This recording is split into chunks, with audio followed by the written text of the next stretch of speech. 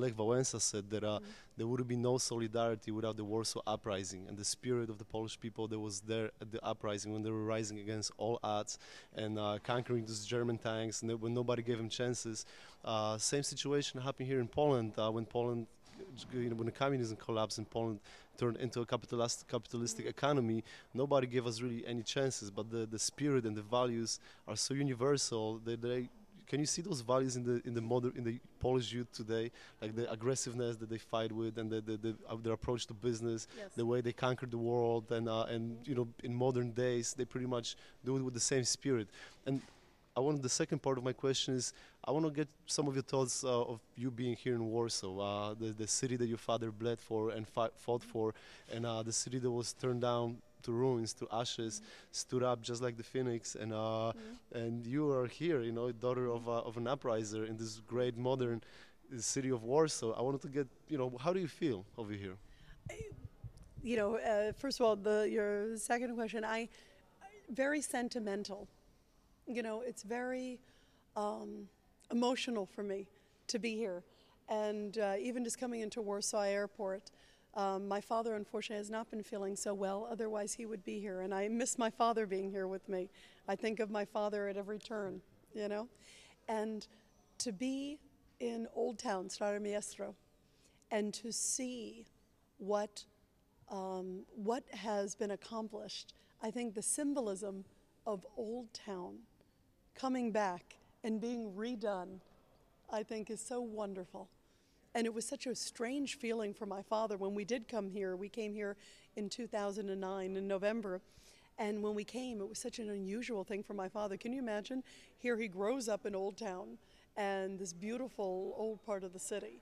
And then it's leveled, physically watching it being leveled and being, destroyed to the ground. And then to come back with his daughter 65 years later, almost to the day, and going through there and seeing it being built up, and to see everything looking as it was a very unusual feeling for my father, but a very touching. My father was so emotional and just came and he just cried when he came to certain scenes in certain places. And every time he would see the Poland fights, the symbol, it just brought tears to his eyes, It's interesting. My father looks back now on his life, and if you asked him what was the most wonderful moment of his life, the most important and wonderful moment of his life, he would say fighting for Poland. And he would do it all over again, because he said it was the best moment of his life. He was fighting for his country. He was fighting for his freedom. He was fighting for people he loved. And he's so proud that this story is now getting out through the world, and that now other people are learning of the incredible courage of his comrades, especially. And my father is so funny. By the way, I picked the title Quiet Hero because my father, to the end, said, "I don't want you to talk about me." And of course the book was about him, but I said, I'll talk about other people too. And he said, no, I want the focus to be on everyone else but me, and that is very much symbolic of these uprisers. And I hope during my visit here, I have the pleasure to meet some of them. Last time I was here, to see men who fought with my father, and some of them who are alive today who escaped with my father through the sewers. I mean, you think about, to see them alive, it's very, very sentimental to me and very special. And whenever I see anyone who's an upriser, I just, I want to spend hours with them and hear about their stories. And there's such a connection, and there's such respect, and there's such love. And I hope that the Polish people know that they've got some living pieces of history here among them that are still alive and are not going to be around that long. We just lost a gentleman by the name of Tadeusz Goralski, and he was with my father in the camp. He was in Krakow. And I just got a message maybe about a month or so ago, he passed away. And so these days are fewer and fewer. And I hope that everyone watching out there, if they know someone who is in the uprising, get their stories now. Do the same thing I did with my father. Do it whether it's a relative or a neighbor or a friend, because they are living pieces of history that may not be around that long. And it's important that we do it for history because it is one of Poland's finest hours, and it always will be one of Poland's finest hours.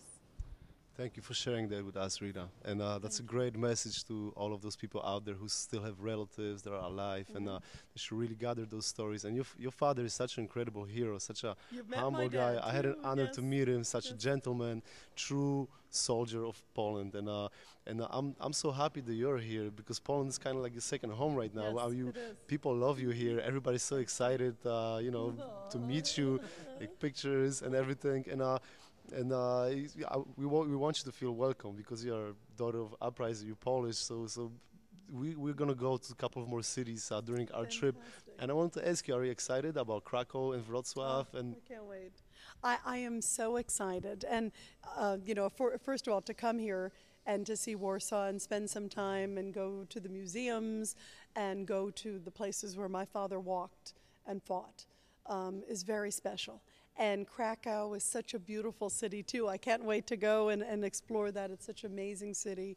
And I also want to go and pay my respects and see the late president, President Kaczynski, because one of my father's most wonderful days when we came to Poland was seeing President Kaczynski, seeing his wife, who was also so gracious to us. And President Kaczynski's father and my father fought in the same unit. So when he saw my dad, first of all, my dad looks great. He became a marathon runner. So he said, wait, this isn't the upriser. This is the son of an upriser. And I said, no, this is the upriser. So my father and he talked quite a bit, and that was a very special time. Here my father left Poland in ruins, and to come back and get a hero's welcome and be at a democratic presidential palace was and it was a wonderful moment for my father to see how far Poland had come and how much Poland appreciated the uprisers. Yes. That was very special because my father didn't know how much Poland remembered and how much, for his comrades, and that was wonderful. So we're looking forward to going and paying our respects to him, and to also go and see the community and see the places and such a beautiful Polish city. And Wrocław, I can't wait. I have not been to Wrocław yet, so this will be my first time, and I've heard it's just one of those gems of Poland too. So, and to be able to share the story of the upriser, of an American learning it and sharing the story, I think brings a new perspective. And I hope a new appreciation too. So I can't wait. This is definitely my second home, and I'm glad to be back home. great. Thank you, Rita. And you're such a powerful person. You work nonstop, and you're active on every level, not only in the Polish communities but also in American communities. We're going to be celebrating Rita Cosby Day in Krakow. Of course. That's in New York State. That's right. How are we celebrating? What are we doing to celebrate?